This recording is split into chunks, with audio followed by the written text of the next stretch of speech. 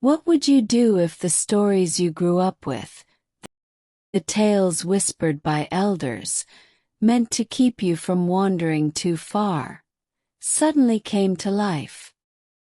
What if the shadows in the forest weren't just shadows, and the myths weren't merely figments of imagination, but warnings passed down through generations?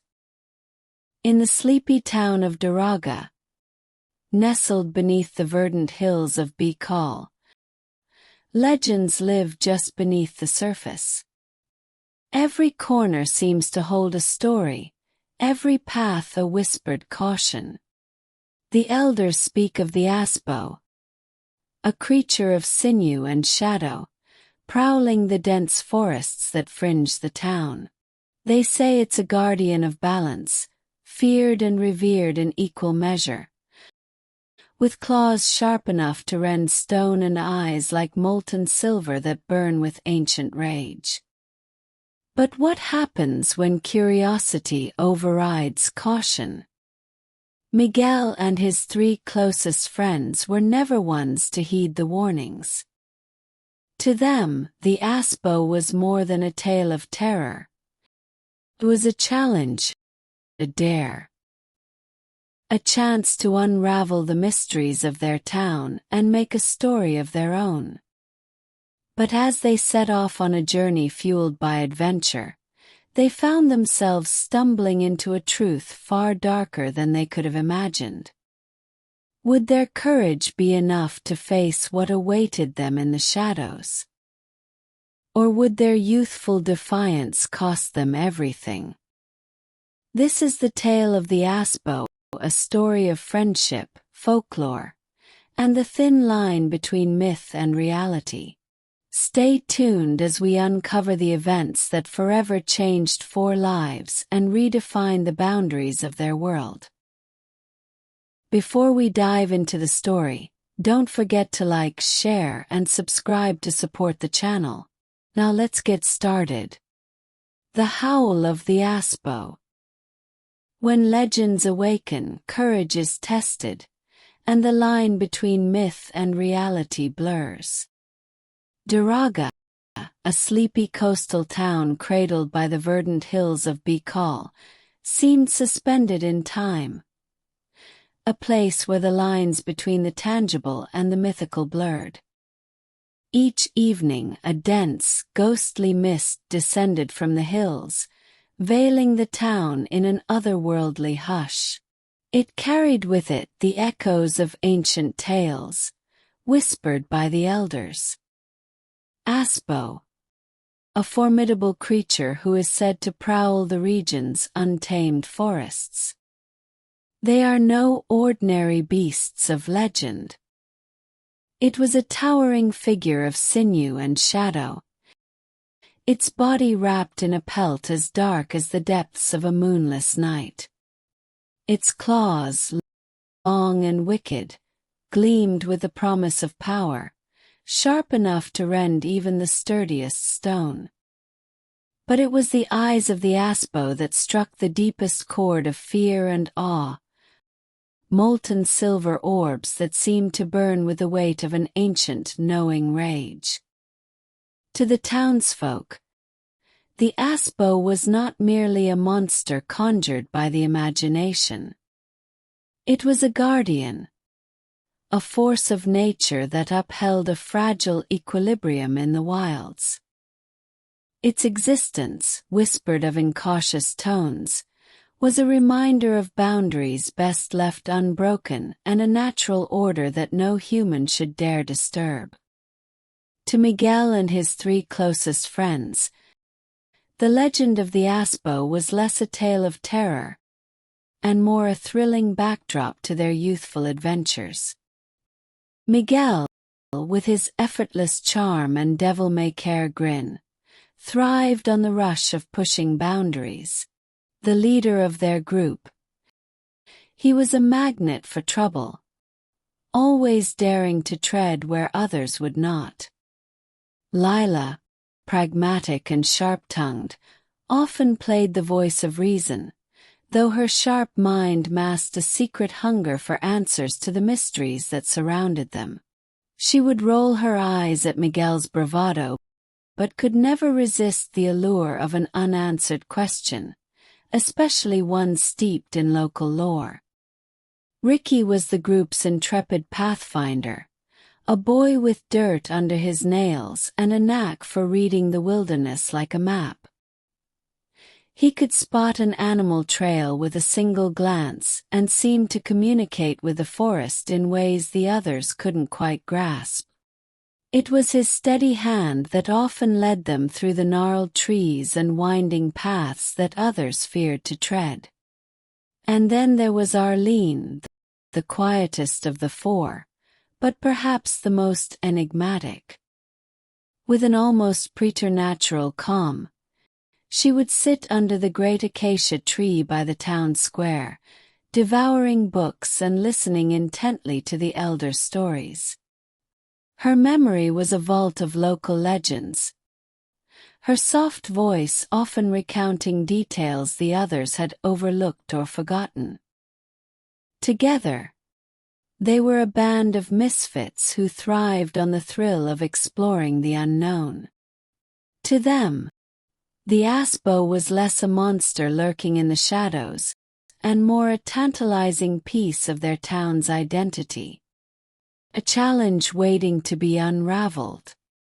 One heavy, humid evening, as the friends gathered along the mangrove-lined shores of Daraga, Ricky pulled something from his bag that would alter the course of their lives. An aged, water-stained map. The fragile parchment, frayed at the edges, depicted a trail winding deep into the mountains and marked with a symbol that sent a chill through the group. A rough, ominous sigil etched in faded ink. "This belonged to my grandfather," Ricky said, his voice low but steady. "He always said it led to the cave of the Asbo." The words hung in the air, heavy with the weight of the legend. For a moment no one spoke. The rhythmic clapping of the waves and the distant hum of cicadas filled the silence. Finally, Arlene's soft voice broke through. "If this map really leads to their lair," she said, her tone reverent, "then it's not just a cave. It's sacred ground." Miguel leaned forward, his eyes gleaming with unrestrained excitement. "Then we have to find it." Lila groaned, rubbing her temples in frustration. "Do you hear yourself? This is reckless, pure madness.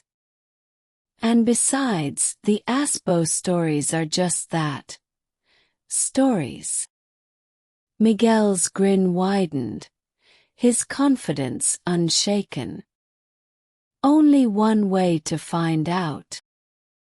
Ricky and Arlene exchanged glances, their expressions a mixture of doubt and intrigue. Lila's skepticism was written all over her face, but even she couldn't fully extinguish the flicker of curiosity sparked by the map. By the time the group dispersed that evening, the decision had been made. Despite Lila's protests, the allure of uncovering the truth behind the legend proved irresistible. At first light the next morning, they gathered once more, their backpacks brimming with supplies, flashlights, ropes, water bottles, a single well-worn compass, and the ashes from a tree struck by lightning given by Ricky's grandfather. It was said to possess the power to defeat any Aswang. The air crackled with anticipation as they studied the map one last time before stepping onto the uncharted trail. The forest loomed ahead, dense and shadowed, the path before them obscured by overgrowth and mystery. As they ventured forward, nerves taut and hearts pounding, none of them could fully shake the feeling that they were walking into the unknown, toward a truth far greater and far darker than any of them could imagine. The journey began with an almost deceptive calm. The rhythmic chirping of cicadas blending with the gentle rustle of leaves stirred by a faint breeze. Shafts of sunlight pierced through the greenery, dappling the trail with patches of golden light. But as the group ventured deeper, the path grew more treacherous, narrowing and twisting as if it resisted their passage. Towering trees soon formed an unbroken canopy above them, plunging the forest into an otherworldly twilight. The sunlight that had guided them vanished, replaced by a dim, green-tinged glow. The air grew thick and damp, heavy with the mingled scents of moss, damp earth, and the faint metallic tang of decay. Arlene, ever observant, led the way with quiet determination, her eyes scanning their surroundings. She paused occasionally, gesturing toward symbols carved into the trunks of ancient trees, spirals, lines, and shapes that seemed to twist unnaturally. "These marks," she murmured, her voice barely louder than the whispering leaves, "are warnings. They're meant to keep people away." Miguel, walking just behind her, let out a scoff, though his grin was a shade tighter than usual. "Or scare them off," he replied, his bravado unwavering. Yet, even he couldn't completely ignore the growing unease settling over the group. The forest had grown quieter. The symphony of insect songs and bird calls had faded, replaced by unnerving sounds, branches snapping in the distance, the soft rustle of movement just beyond their line of sight.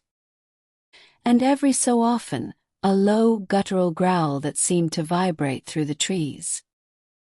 Lila, her jaw set in a tense line, broke the silence. "It's just animals," she said, though her words sounded more like a mantra than an assurance.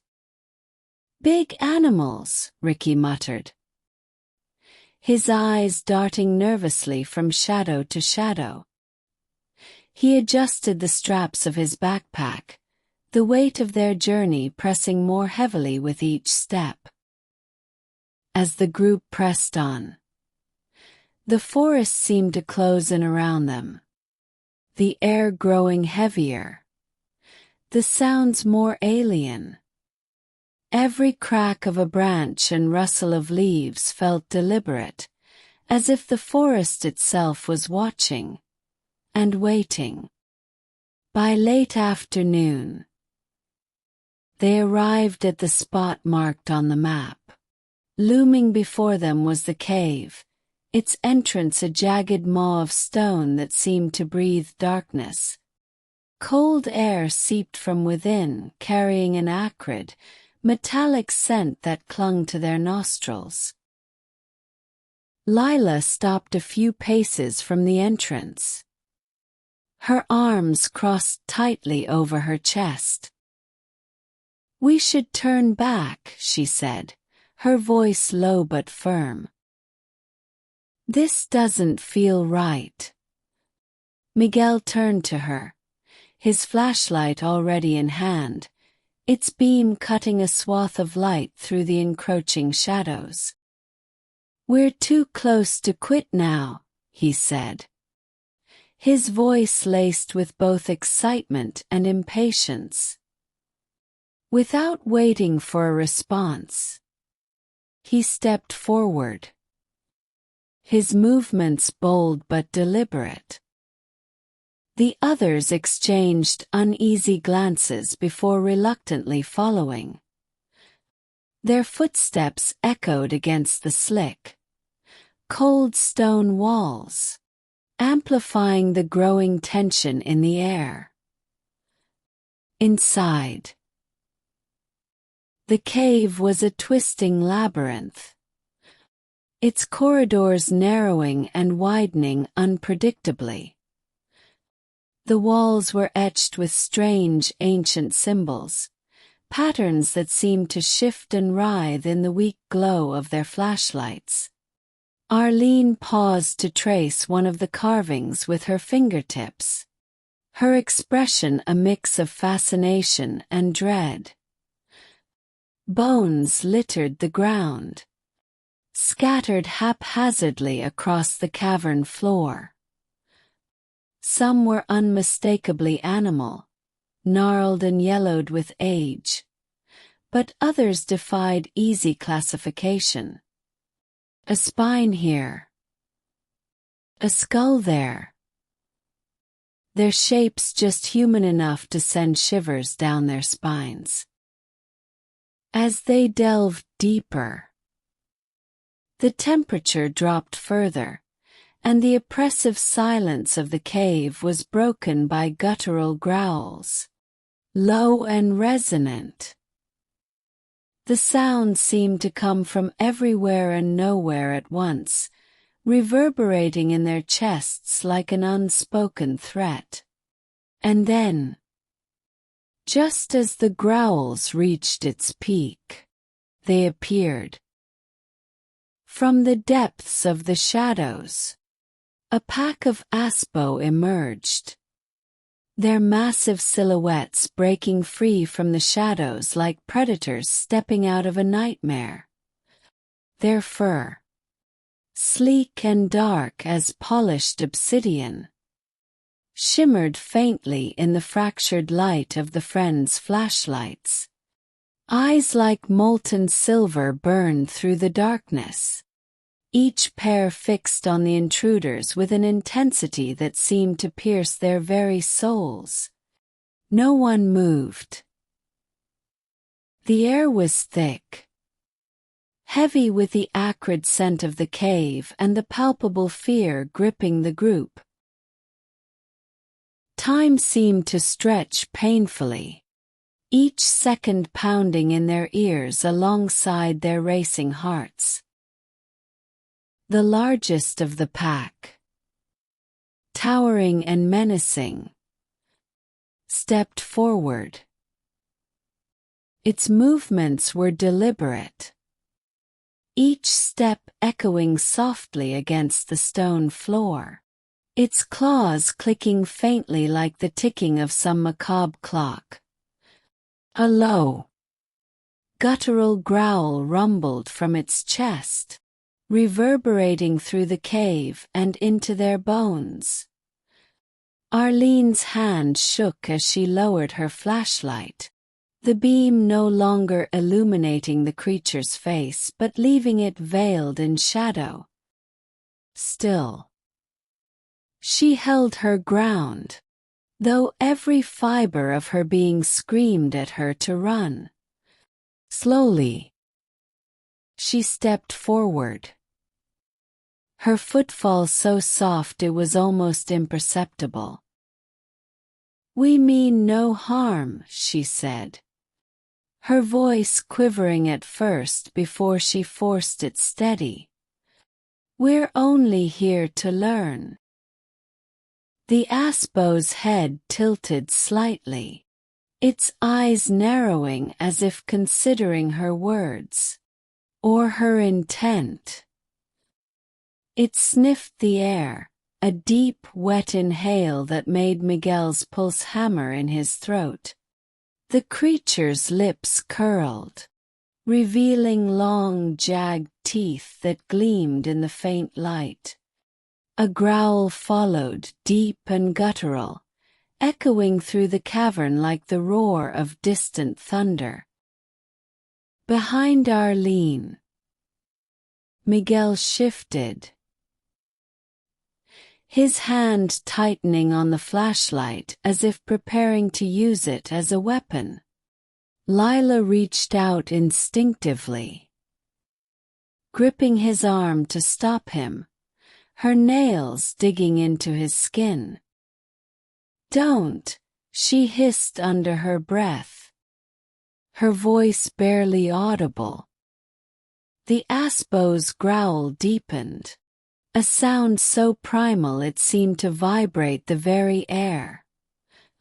The other creatures in the pack mirrored it, their growls a symphony of menace. Ricky's breathing quickened, and he clutched the straps of his backpack as though they might anchor him to reality. The air seemed to thicken as one of the Asbo emerged from the shadows, its form half hidden but undeniably menacing. Its movements were slow, deliberate, as if savoring the moment before the attack. Ricky's heart pounded in his chest, a deafening rhythm that drowned out all other sounds. He stood frozen, his limbs refusing to move, his mind grappling with the reality of the situation. Then, like a flash of lightning cutting through the dark, Ricky remembered the ashes in his bag. His grandfather's voice echoed in his mind, steady and calm, as it had been on the countless nights they sat by the fire. "These ashes," his grandfather had said, holding the small pouch with reverence, "are no ordinary ashes.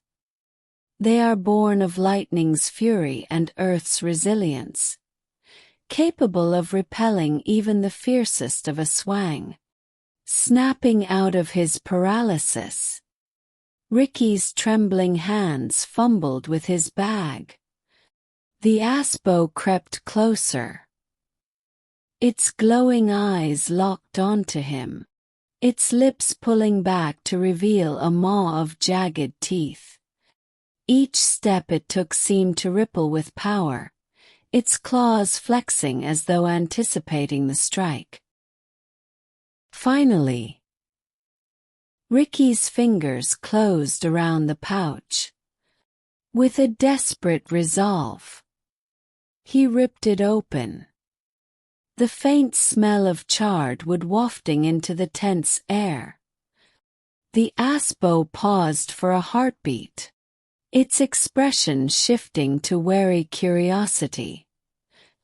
But before it could react further, Ricky flung the ashes toward the creature.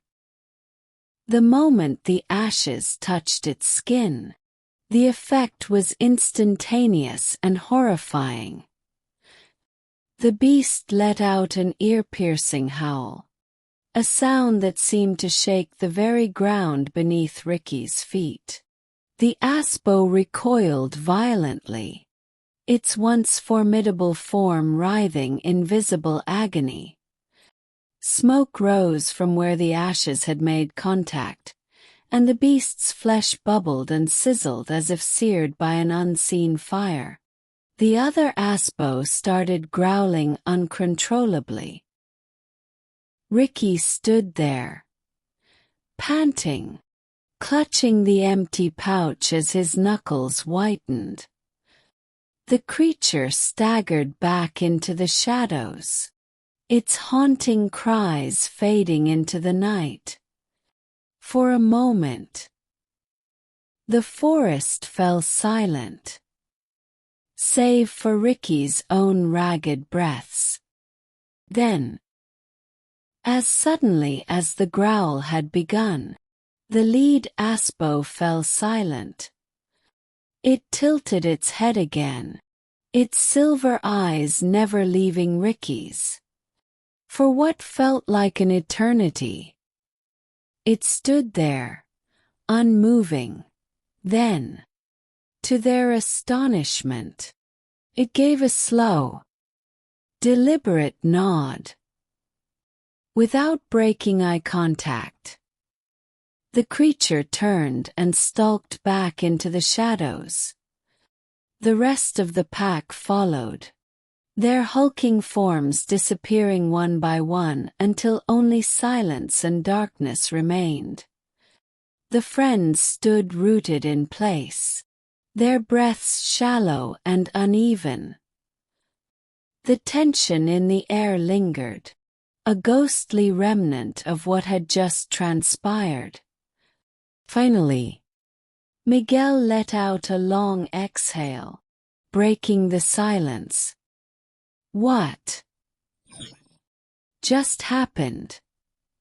he asked, his voice barely above a whisper. Ricky didn't answer.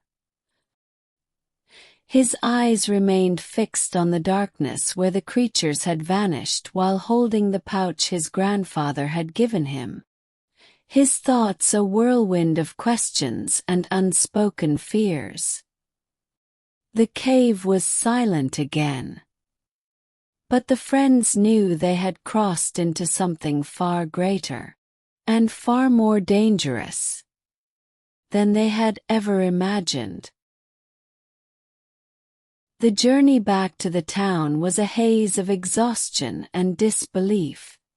No one dared to speak as they walked through the empty streets, the dim glow of the streetlights casting long shadows on the cracked pavement. The once familiar roads felt alien, as if their ordeal had forever altered their perception of home. They finally stopped at the old plaza near the town center. The cool night air heavy with the scent of damp earth and the faint aroma of roasted corn from a distant vendor's stall. They sank onto one of the weathered benches, their silence broken only by the occasional rustle of leaves from the towering acacia trees overhead. Miguel stared at the darkened facade of the barangay hall, his voice low and filled with uncertainty. Did that really happen? Arlene leaned forward, her elbows resting on her knees as she stared at the ground. Her fingers traced idle patterns in the dirt as she nodded slowly. "They just let us go," she murmured.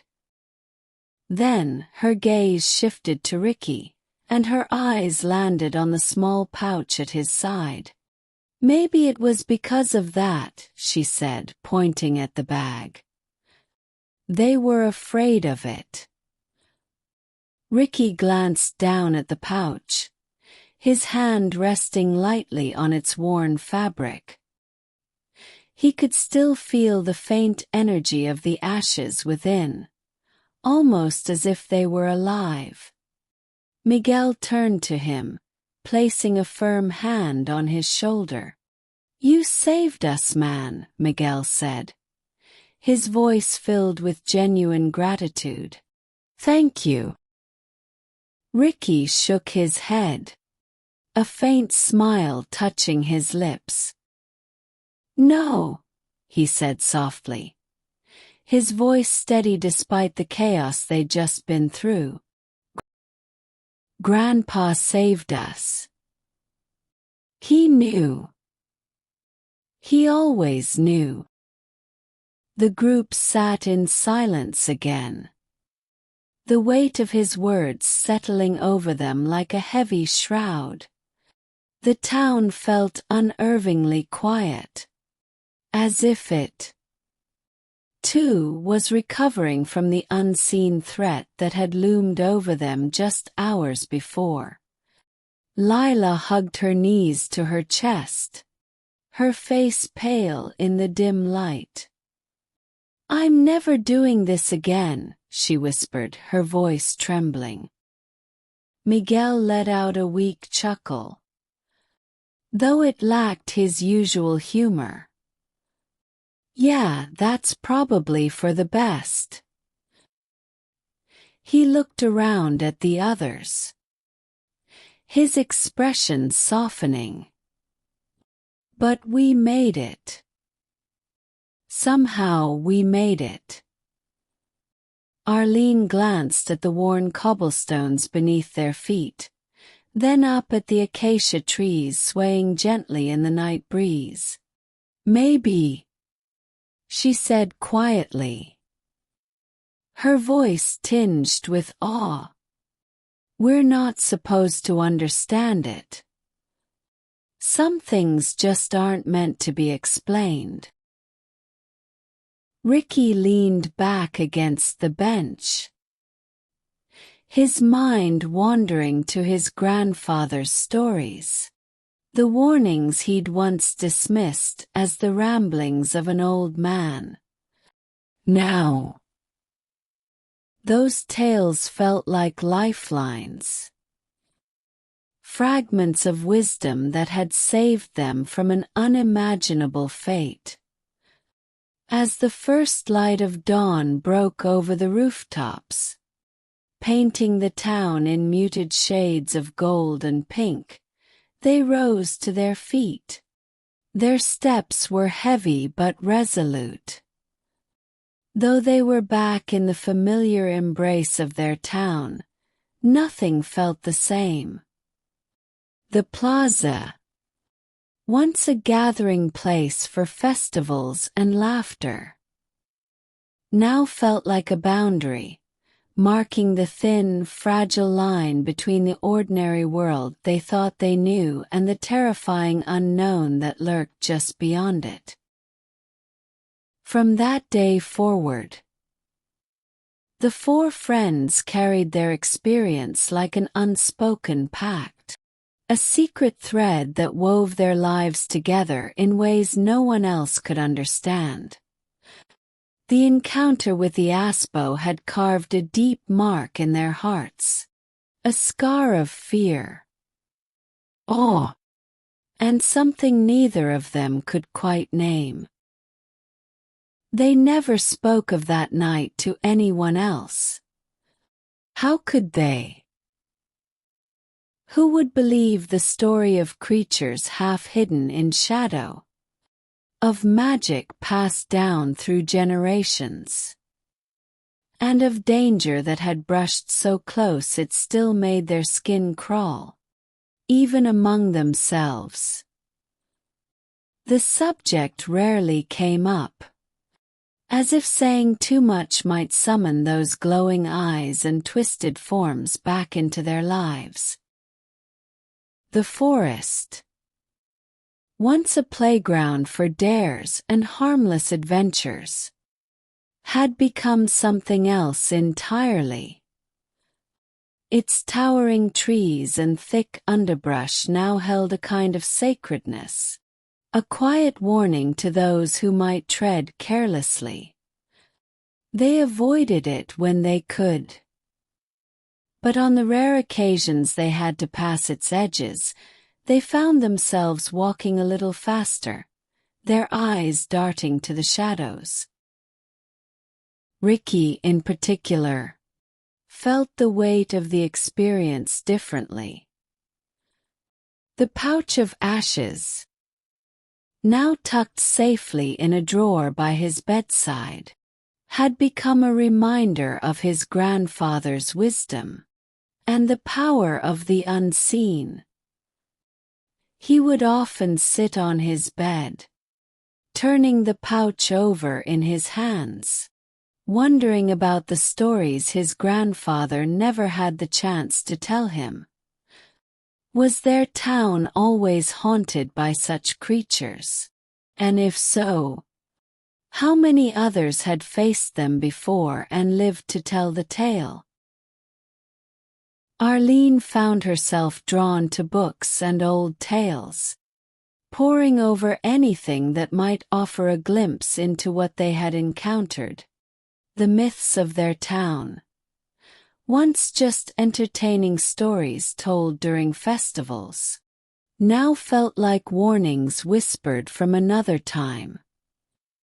She would sometimes bring her discoveries to the group, sharing cryptic passages that hinted at things they dared not name aloud. Miguel, ever the skeptic turned reluctant believer, wrestled with the tension between logic and what they had seen. He tried to frame the encounter as a freak anomaly, a story he could tuck away and never revisit. But in quiet moments, when the hum of the town faded into stillness, he would find himself staring into the night, searching for answers he couldn't articulate.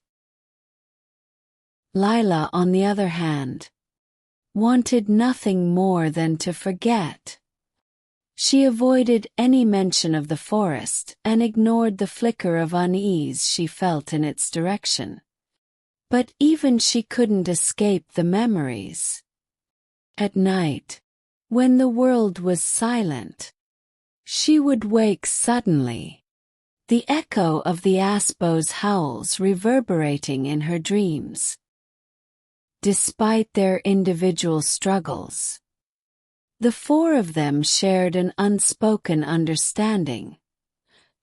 It was as if their bond had been tempered in fire, strengthened by the shared terror of that night. They couldn't go back to who they were before. And perhaps they didn't want to. The experience had reshaped their view of the world, revealing layers of mystery they hadn't thought possible. The town, with its bustling markets and vibrant festivals, carried on as though nothing had changed. But for the four friends, everything was different. They saw the shadows as more than just the absence of light, heard the rustling of leaves as something more than the wind, and felt the weight of the unseen pressing against the edges of their reality. Respect the mysteries of the world. That was the lesson they had learned. Treat them with the caution and reverence they deserved. And perhaps, just perhaps, those mysteries might respect you back. If you enjoyed the story, don't forget to like, share, and subscribe to my channel for more tales like this. Your support means the world. I'd love to hear your thoughts. Kindly leave a comment below.